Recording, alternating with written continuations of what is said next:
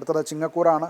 Leo എന്നാണ് ഇംഗ്ലീഷിൽ പറയുന്ന പേര്. മകം, പൂരം, ഉത്രത്തിൻ്റെ ആദ്യപാദം ചേർന്നതാണ് ചിങ്ങക്കൂറ്. ഇവർക്ക് പൊതുവേ ഈ ആഴ്ച ഗുണകരമായിട്ടാണ് പറയേണ്ടത്. ആദ്യ ഭാഗത്ത് കരിയറിലൊക്കെ കുറച്ച് കൂടുതൽ ശ്രദ്ധിക്കുകയും പ്രൊഫഷൻ, കരിയർ അല്ലെങ്കിൽ പഠിത്തം മുതലായിട്ടുള്ളവർ ചെയ്യുന്നവർക്ക്, ക്രിയേറ്റീവായിട്ടുള്ള വർക്ക് ചെയ്യുന്നവർക്കൊക്കെ കരിയറിൽ കൂടുതൽ ശ്രദ്ധിക്കാൻ സാധിക്കും. ഇതിൻ്റെ ഫലം രണ്ടാം പകുതി, അതായത് ആഴ്ചയുടെ രണ്ടാം പകുതിയിലായിരിക്കും ഈ പറയുന്ന പ്രവർത്തനങ്ങളുടെ ഫലം നിങ്ങൾക്ക് ഉണ്ടാവുക. തീർച്ചയായിട്ടും അതുകൊണ്ട് ധനലാഭവും മറ്റും ഉണ്ടാകാനുള്ള സാധ്യതയുണ്ട്. ജോലി അല്ലെങ്കിൽ പ്രവർത്തന മേഖലയിൽ നിങ്ങളുടെ കഴിവുകളൊക്കെ അംഗീകരിക്കപ്പെടുന്നതായിട്ട് മനസ്സിലാകും.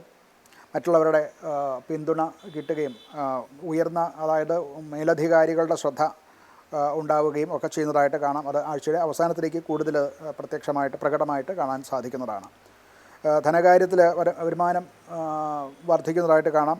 പ്രതീക്ഷിച്ച നേട്ടങ്ങൾ, നേരത്തെ ചെയ്ത ജോലികളുടെയും മറ്റുമൊക്കെ നേട്ടങ്ങൾ, അതിൽ നിന്നുള്ള ലാഭം കിട്ടാൻ ഉള്ള സമയവുമാണ്. അതിനുള്ള അനുകൂലമായിട്ടുള്ള അവസ്ഥയാണ് ഇപ്പോൾ ഉള്ളത്.